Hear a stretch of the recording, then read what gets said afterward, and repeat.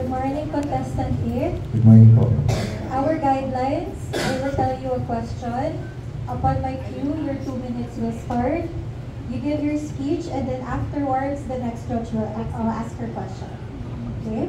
I will repeat the question 3 times. Okay. First question, you may answer in English or Tagalog.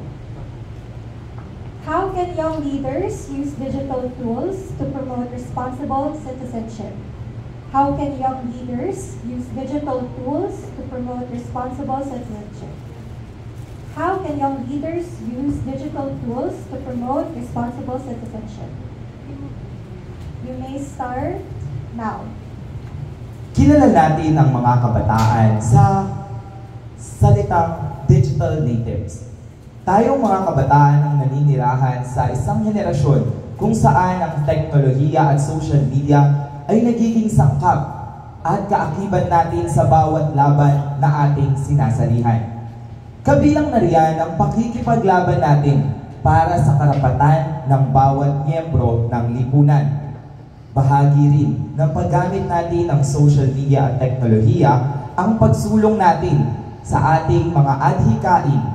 Kaya nararapat lamang na gamitin natin ang tools na ito na ibinahagi sa ating henerasyon ng may responsibilidad, may pananagutan, at may tiwala.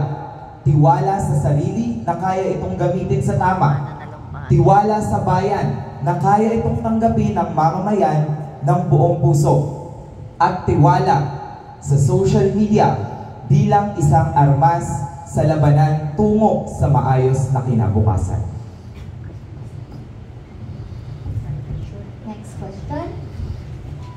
How can the youth safeguard our national identity in today's highly globalized world? Ulitin ko. How can the youth safeguard our national identity in today's highly globalized world? How can the youth safeguard our national identity in today's highly globalized world? Time starts now. Sa ating daigdig na napupuno ng paghahalo-halo ng iba't ibang identidad at kultura, hindi natin maiiwasan na nahaluan ang ating purong identidad ng dayuhang mga ideya.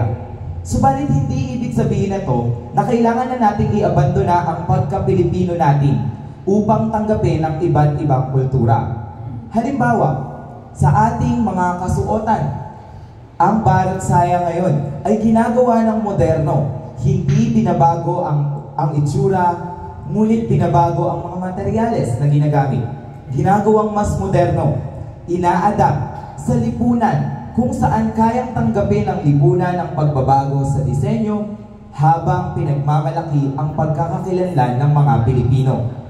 Mahalaga ang gawain ito dahil hindi lamang natin na ipagmamalaki ang ating kultura. Subalit nagagamit natin ang kultura ng iba't ibang lahi upang mas pagyamanin ang kulturang tunay na kulay ng Pilipinong katulad natin.